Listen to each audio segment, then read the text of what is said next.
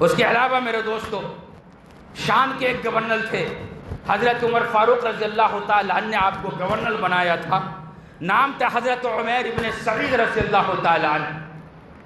کئی دن ہو گئے، بلکہ کئی مہینے ہو گئے، کارگزاری کچھ بھی نہیں بھیجی۔ تو حضرت عمر فاروق رضی اللہ تعالیٰ عنہ کے دل کے اندر خیال پیدا ہوا کہ پتہ نہیں کس طریقہ پر وہ حکومت کر رہا ہے۔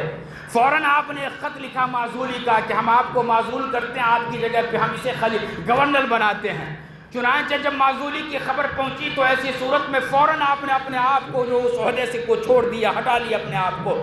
پھر وہاں سے آپ نے کہا، حضرت عمر نے خبر بھیجا کہ آپ کو سب سے پہلے ہمارے پاس آنا ہے مدینے کے اندر، پھر اس کے بعد اپنے گھر میں جانا ہے۔ رب کائنات کی قسم ہے، تاریخ شاہد ہے، یہ لکھا جاتا ہے کہ جب آپ وہاں سے چلے تو پیدل چلے ہیں، بیت المال سے آپ نے کچھ بھی نہ لیا۔ جب تقریباً 15 دن کا عرصہ گزر گیا، پہنچے نہیں۔ ادھر حضرت عمر فاروق اندازہ لگا رہے ہیں کہ سواری پہ آ رہے ہوں گے تو اتنے دن کا راستہ ہے، ایک ہفتے میں تو پہنچ جانا تھا۔ 15-20 دن ہو گیا، ابھی تک آیا نہیں، کہیں دوسری جگہ چلے تو نہیں گئے، کہیں ان کا ایمان تو ان کے سینے سے نکل نہیں گیا۔ اسی تذبذب میں تھے کہ کسی نے خبر دی کہ حضرت عمیر ابن سعید رضی اللہ تعالیٰ عنہ آ رہے ہیں۔ چنانچہ آپ کی خدمت میں آئے اور آنے کے بعد جب حال بیان کیا کہ دیر کیوں لگی، تو ایسی صورت میں کہا کہ جب معزولی کی خبر آئی تھی میں نے پیدل سفر کا ارادہ کیا تھا۔ حضرت عمر نے پوچھا کہ بیت المال سے سواری لے لیتے، کہا کہ نہیں، بیت المال سے میں سواری کیسا لوں، میرے لیے جو تنخواہ متعین تھی وہی تنخواہ میں لیتا تھا، اس کے علاوہ ایک پیسہ نہیں لیتا تھا۔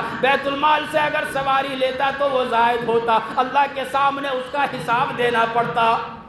چنانچہ آ گئے، کہا کہ تم آنے کے وقت میں کچھ بھی نہیں لیے، تمہارے ساتھ میں کیا ہے؟ کہا کہ میرے ساتھ ایک تھیلا ہے، اس تھیلے کے اندر میری آخرت بھی ہے اور میری دنیا بھی ہے۔